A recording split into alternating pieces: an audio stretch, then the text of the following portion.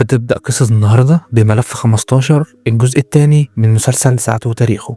ولو ما شفتش الحلقات اللي قبل كده هسيبها لك في الاي اللي فوق، او هتلاقيها في وصف الفيديو تقدر تروح تشوفها وتقول لنا رأيك. ويا ريت لو عجبك الفيديو تعمل لايك واشتراك في القناة علشان يوصل لك كل جديد. بنبدأ في محافظة البحيرة 2005 مع 2 صحاب، واحد اسمه زياد والتاني اسمه عبده. بيبقوا قاعدين في السايبر بيلعبوا مع بعض، فزياد بيقول له يومين وهرجع تاني الشغل والاجازه هتكون خلصت ومش هقعد في البلد. عبده بيقعد يتكلم على واحد اسمه اشرف صاحب السايبر اللي هم قاعدين فيه، وبيقعد يحسده لان اشرف بيبقى معاه فلوس كتير، فبيقول له ان في اراضي في الصحراء في مدينه 6 اكتوبر بعد كام سنه هتبقى بفلوس كتير قوي، فبيقعد يغريه بالحوار ده. بيجي اشرف ليهم ويقول لي لزياد انا عايزك في موضوع مهم، انت رجعت من شغلك ليه؟ فزياد بيحور عليه ويقول له انا اجازه يعني، بس بيكذب عليه ويقول له انا اتخانقت مع زبون في الشغل وشكلي كده اتطردت، ومفهم الكل ان لسه بشتغل على ما الاقي شغل غيره علشان اعرف اصرف، ان المشكله اللي حصلت معايا ممكن ان انا اتحبس بسببها لان انا ضربت زبون في الفندق اللي انا بشتغل فيه في دهب. فبيقول له ان انا عايزك في موضوع مهم، ان في رساله باللغه الروسيه هتجيلي وعايزك تترجمها لي وتعرفني مضمونها عامل ازاي، وده لان زياد بيعرف يتكلم روسي كويس وعايز يترجم له الرساله دي وعايز يشوف فيه ايه وعايز يشوف هي اتبعتت له ليه، ومن الواضح كده ان في حاجه غلط. وبيقول له ان انا هديك $300،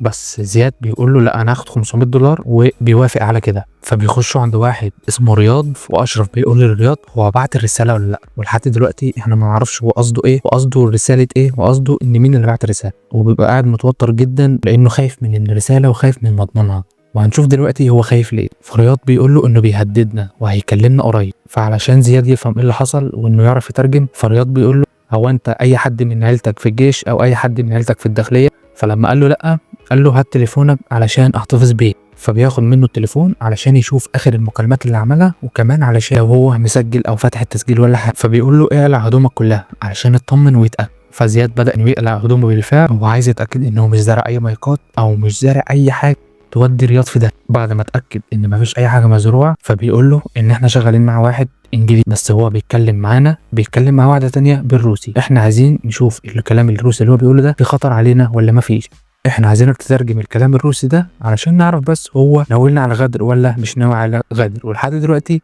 مش باين هو مين ده ومين الراجل اللي هم شغالين معاه. فالراجل بيبدا انه يتكلم بس مش عايزين زياد يظهر في الموضوع علشان يعرف يترجم ويشوف ايه اللي هيتقال، فنزلوه تحت المكتب وعشان التاني ما يلاحظش. بعد ما سمع الكلام بيقول له انا ما لحقتش اسمع حاجه وما لحقتش اترجم حاجه، وطلع انه مسجل المكالمه وبيطلب من زياد انه يبدا يترجم. فزياد بدا يترجم بيقول له ان الاف بي اي عرف مكانكم، فبيبقوا بيضحكوا لان اصلا مش متوقعين ان ده يحصل. فهو بيقول لهم ان الاف بي اي مباحث الامريكان عرفت مكانكم وممكن تجيبكم في اي لحظه. فوشهم بدا يتغير ويتقلب تماما، وبيقول له علشان نبقى في امان وما نتهكرش ان الفلوس اللي في حسابي كلها لازم نوديها في حساب هو ما يعرفوش. بيقول له ان احنا هنحط الفلوس في حساب زياد كمؤقت يعني عقبال ما الحوار ده يعدي وهنبقى ناخد الفلوس منه تاني، هنحطهم في حسابك وهتمضي عليهم وصل امانه انك لازم ترجعهم بعد ما الحوار ده يخلص. فاشرف بيقول له بلاش تخش معانا الليله دي يا زياد لان الحوار باين عليه كبير وهو مش عايز يدخله فيه. فبيقول له انا هاخد 30% من الفلوس دي يا اما مش هقبل بالموضوع ده خالص. فبيقول له خلاص 15% وهبقى موافق. وفجاه هما بيتكلموا لسه هيديله رقم الحساب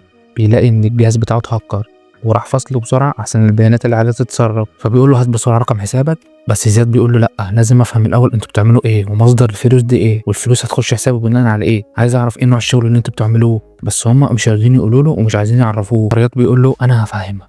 فبيقعد علشان يفهمه هم بيعملوا ايه. بيقول له ان احنا نقينا بنك كبير قوي في امريكا، عملنا واحد شبهه بالظبط كوبي منه وعملنا رابط صغير كده وبننقي الناس العواجيز العملاء اللي فيه ونروح نديهم رابط البنك علشان يدخلوا يحطوا البيانات بتاعتهم. فاحنا بناخد البيانات دي ونقدر ان احنا نخش على حسابهم في اي وقت احنا عايزينه وناخد كل الفلوس اللي موجوده في الحساب. بيقول له ان احنا بناخد بس جزء بسيط علشان ما يحسوش ان في حاجه غلط، بناخد 100 من هنا 100 من هنا 100 من هنا يجي من 1000 حساب في الشهر. فاصبح ان بياخد 100 من ال1000 دول، والفلوس دي بنطلعها بره القاره كلها عن طريق الراجل الروسي ده، والفلوس بتتم بينا وانه بطريقته بيقدر انه يدخلها لنا مصر. وان الواد الروسي ساعات بيجيب لهم ارقام ناس وارقام ناس عملاء علشان يدخلوا يكلموهم ويسحبوا منهم الفلوس وبياخد نسبه على الكلام ده. بيقول له انت عرفت خلاص كل حاجه، هات بيانات حسابك علشان هنحول الفلوس كلها عندك. فزياد بدا انه يقول له لا انا مش هقبل بالحوار ده. فبيجيب له قطه بيخافوا بيها، طلع عند ابويا من القطط واول ما بيشوفها بيخاف فبيهدده بالقطه، وبعد ما شافها لانه عنده فوبيا منها اداله بيانات الحساب كله، مضى على وصل الامانه بالمبلغ اللي المفروض هتحول له وبيقول له ان من 7 ل 10 ايام الفلوس هتبقى عندك. فزياد بيمسك التليفون ويعمل حركة غريبة علشان ما ياخدوش باله، فبيبص لصاحبه أشرف وبيعمل له علامة الضابط إن في حكومة جاية، فبيقوم له والشاشة جاي عليها صورة إن خلاص الحكومة وصلت، فبيجي عشان يهرب بيمسكه وبتيجي الحكومة وبتقبض عليه، وبتنتهي الحلقة على كده. ويا ريت لو عجبك تعمل لك اشتراك في القناة، وهسيب لك باقي الحلقات موجودة أسفل الفيديو أو في علامة الأي اللي فوق تقدر تروح تشوفها.